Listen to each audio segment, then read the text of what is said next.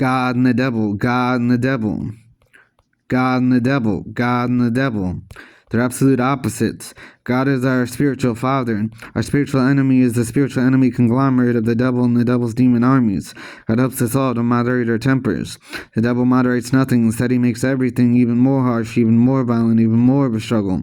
He causes us to get lost in this metropolis. This world is packed with people who are overpowered by evil. It's an overpopulation of nation after nation, of people who ration out all the blessings that God gives them only to themselves and themselves and themselves. And that's the devil working through them. These people end up saying, I got this paycheck, and I got this food, and I got a car, and a roof over my head, and a bed. I'm well fed, but when I see a poor homeless man who asks me for some change or a bite to eat, I say to them, I'm not going to get out of my seat. Beat it, get a job. This money and this food that I have is only for me, myself, and I live a life where I have everything I want and need, so I can't be bothered with helping the poor and the homeless and the needy. But I don't think that I'm doing anything wrong. I don't realize that I'm greedy, that I'm selfish, that I'm heartless, that my heart is as cold as ice. I actually think that I'm nice. This is the devil's work, making people blind to how sinful and evil they actually are. The devil knows that if he does that to everyone, he can do that to the many, many, many people.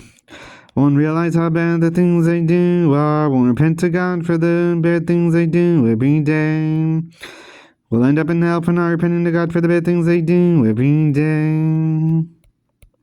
God is our spiritual father. Our spiritual enemy is the spiritual enemy conglomerate of the devil and the devil's demon armies. God helps us all to moderate our tempers. The devil moderates nothing. Instead, he makes everything even more harsh, even more violent, even more of a struggle. He causes us to get lost in this metropolis. This world is packed with people who are overpowered by evil. It's an overpopulation of nation after nation, of people who ration out all the blessings that God gives them only to themselves and themselves and themselves. And that's the devil working through them. The devil knows more than a Papadopoulos, and more than the priests themselves. The devil can tempt you into sin by making himself come to you through a beautiful woman who looks as beautiful as Pocahontas, but is not as honest and as morally upright as Pocahontas is. This woman will lead you down a dark and dangerous road.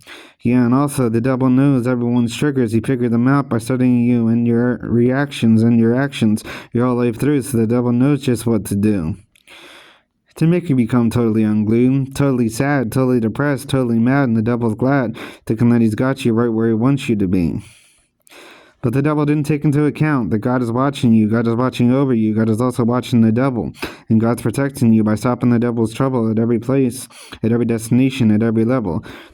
This life is like a video game where God gives you second chances at life, like having more than one life in a video game.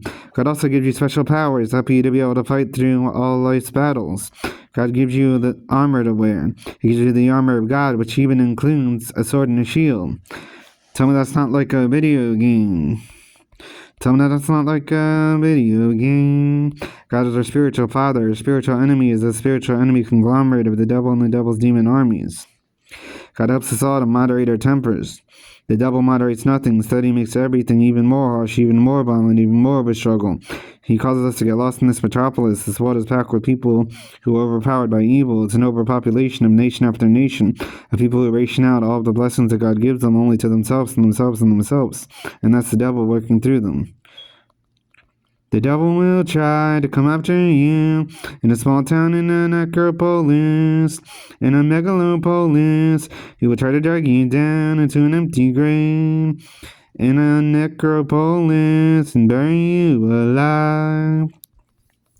The devil tries to make proselytes for idol worship out of the children of God, trying to get them hooked on an addiction, stressed out with their strongholds. But God says, no way. I won't let my children who I love be or stay this way, or be hurt this way by these things, these strongholds, these addictions. I am on a mission of deliverance and protection. This is a song about God and the devil, God and the devil. God and the devil, God and the devil.